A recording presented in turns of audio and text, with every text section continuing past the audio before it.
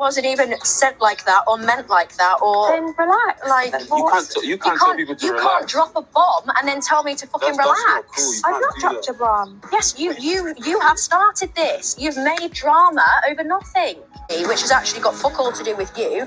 Hung on to one little bit that you knew that was going to cause the most drama and run with it. I think that's dickhead behaviour. Not really. Cool.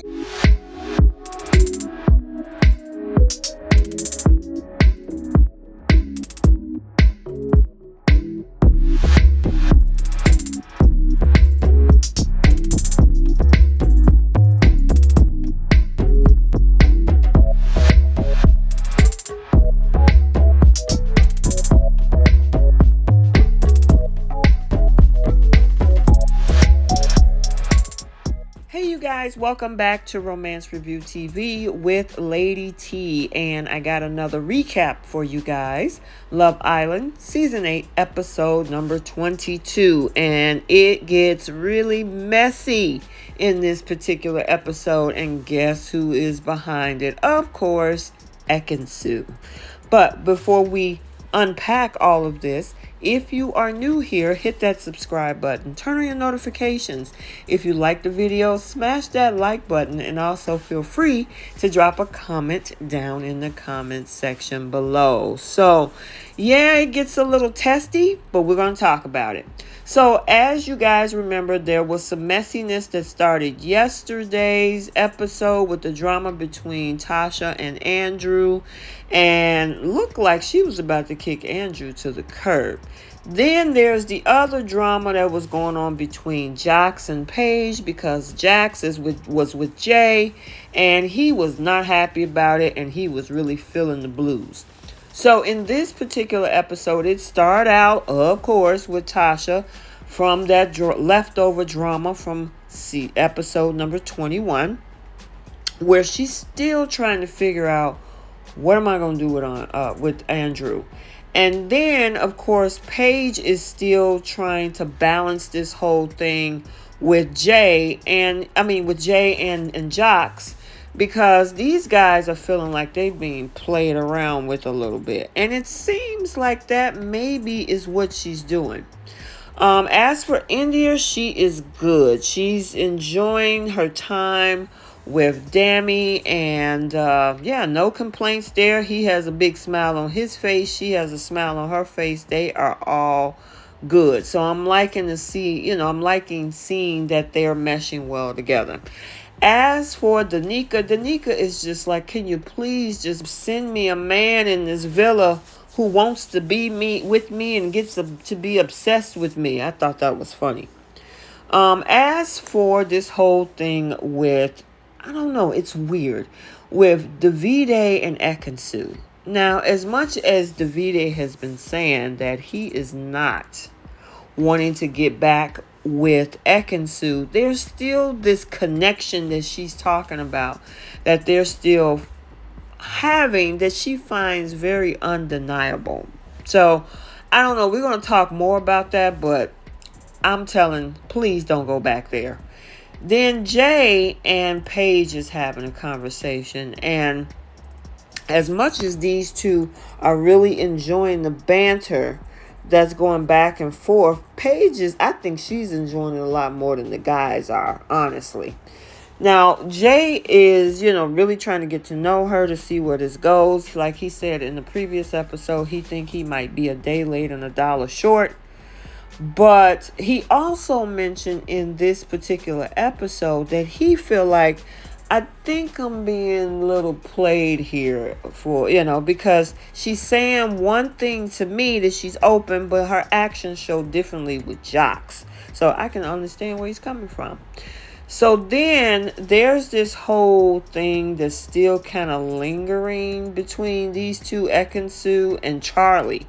Now, Charlie seems like he's interested, but I think he's just biding time. He's hoping for that whole thing with Tasha to implode. But in the meantime, he's still casually trying to get to know Ekin-Su.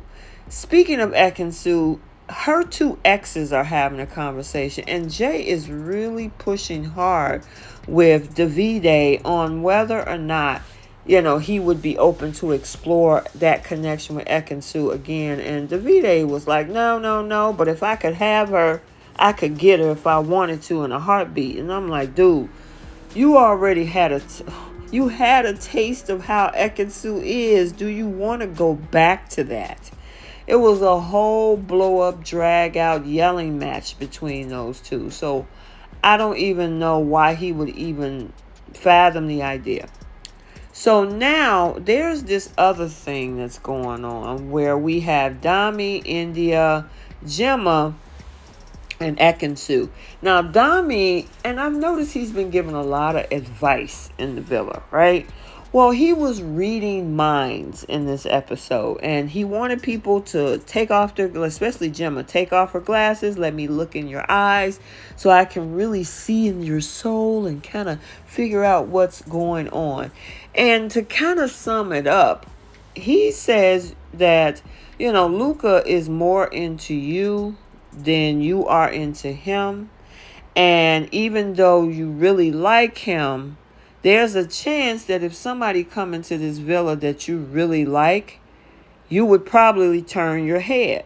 Now, and he said, I know you're not planning on it, but I do see that as an option. Why did he say all of that in front of Ekin-Su? And Dami did say, whatever I just said stays over here. Well, she decides to take a little walking trip over to Jocks and Paige to kind of spill the beans on what Dami said. And I'm like, this girl love messiness. Now, it's one of two things. Either she's truly that messy or this was a production setup. Because it was just so intentional. But anywho, so Jocks was not happy about that. He was like, nah, I got to go tell Luca. I got to look out for my boy. This is not cool. And they was trying to talk him out of it. But it was pretty much unsuccessful because it was going around the villa. So Paige decided to go and talk to India and Gemma about it. And the way that Paige told the story was a little bit different than how it actually happened because it was secondhand information from Ekin-Su. Gemma is pissed to the highest level of festivity while Miss Ekin-Su is enjoying the drama, hence the smile and the smirks on her face. So Gemma talks to Dami and says, I can't believe that girl went and told everybody and blah, blah, blah. And that's not the way that I want this to happen. And we need to confront her. And she's just sitting back enjoying the domino effect that's happening. In the meantime, it finally gets back to Luca because Luca's wondering like, what the heck is going on? Now, they did have a quick interaction of a hug, him and Gemma, but he asked Gemma specifically straight out, what's going on? What's wrong? She didn't tell him, which I think she should have. He should have been the first one to say, look, I'm giving you the heads up. But yeah, instead, Jocks told him. So now he's kind of miffed about it because he's like, that conversation should have happened with me first. And of course, Gemma is still reeling about it. Ekin-Su is just sitting back, just straight chilling, watching this whole thing unfold. She don't think she did anything wrong, and she's like, well, maybe he should, she should just be honest with him. So Gemma decides to have a conversation with Luca about it. And as much as Luca, pretty much a part of him is like, all that's hearsay. But the other part of him is like, okay, maybe it's just all talk and it's just, a thought. But you should have come and told me before everybody else in the villa knew but me. I asked you straight away, what's wrong, what's going on, and you refused to tell me. So it created a little bit of distance. There's a rift here. And all of this started because Ekin-Su opened her big old mouth. That girl can't hold water. So, now there's this conversation that Luca is now having with Ekin-Su and Gemma because they both decided to confront her. And she's acting like she did nothing wrong. And, as you guys probably heard in the preview clip, that whole back and forth, she actually thinks that, well, I didn't do anything wrong. Gemma called it a dickhead move, and then the other conversation when Demi confronted Ekin-Su, she was telling them that they need to relax. And I was like, you can't tell somebody you need to relax when you drop that bombshell. That's crazy. So then, as we saw in this particular clip, Paige is having a conversation. Of course, it's not sitting well with Jax. Jax decided to get up and leave and go sit over there with, I think it was Dami and India. And, he's like, you know what, I can't stay over there and watch all that go on. It's bothering me. I'm really into this girl. I opened my heart up to her last night, showed her my feelings, and it feels like I'm being played. So they told him, you need to go have a conversation with Paige and let her know exactly how you feel in this moment, which they did. So once she told him, she pretty much knew once he told her, she pretty much knew that she had to make a decision. So then they had a party, an all blue party. Okay. Typical party. They have one every night they get dressed up for. But I guess they had to switch it up with everybody wearing blue. Go figure. All right, whatever. But pretty much it looked like they were having a good time. The conversation is still going on in regards to this thing with Luca and Gemma. And honestly, I feel for Luca because he really likes Gemma. And I don't know, guys, do you actually think that she's just biding her time? She's just in her head settling for Luca until something else comes along. Because she says that she's open. Now, that is part of the show, but we are coming up on half of the season. Because remember, Casa Amor is next week. So, at what point do you start trying to solidify things? So they had a conversation and it went back and forth because he was kind of making reference like, look, tell me what you want to do. If you want to be open, then I need to get gone. And then he backpedaled because she was like, well, what are you saying? Well, what I'm saying, we need to be on the same page. No, dude, that ain't what you just said. You know what you just said. You figured that when Gemma wasn't going to fly with that statement, you changed your tune. But some kind of way, they figured it out and they end up hugging it out. I don't think these two are going to last. I could be wrong. We shall see. However, this is also an ending to another situation right here. And that's between Jay and, of course, Paige. And you know what? The thing is, you can tell Jax is like waiting to see what's going to happen. But, I got to give it to Paige. She decided to make a decision to build upon her coupling with Jax. Jay actually took it well, and he realized, he said, you know what, I was actually going to tell you earlier that I'm going to step back. I'm like, dude, yeah, you lying. Quit lying, because if she hadn't have did that, you would still be kikiing in her face. So stop. So then Tasha decided to make some decisions, which there was never this on the table. It was all in her head. She knew she was fiending over this guy, Charlie. That's why she was giving Andrew the cold shoulder yesterday.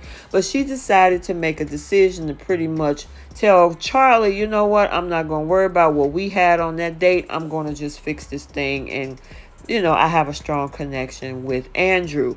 Andrew was shocked because that boy was moping most of this episode. I honestly think this is another one that's not going to go well. Again, Casa Amor is next week. If there's a guy to take interest in Tasha next week, she's going to be true to form and being inconsistent. So, Andrew, enjoy it for the moment because, yeah, Tasha is too up and down for me. She's inconsistent. She got the little heart right now, but we'll see how long she's going to be holding up that heart for Andrew as the rest of the season continues. Do I think they're a cute couple? Sure. Do I think Andrew's a nice guy? Absolutely. I just don't think it's going to work between the two of them. So everybody pretty much ended the night with final decisions. Andrew and Tosh stayed together. Of course, India and Dami. Jax, and Paige decided to do their thing, and they're solid as well. So yeah, Ekin-Su, they need to leave that girl alone. That child is a hot mess. Neither one of them guys need to be bothered with her. Everybody else figured out their situationship, so that's good. And tomorrow's episode 23, we got the hearts on fire. So we got a little bit of teasing and dancing and costumes, and I'm looking forward to that. I love that every season, both here in the US and also in the other countries as well. So I hope you enjoyed this video. Like, comment, and subscribe, and we will see you in the next one. Bye.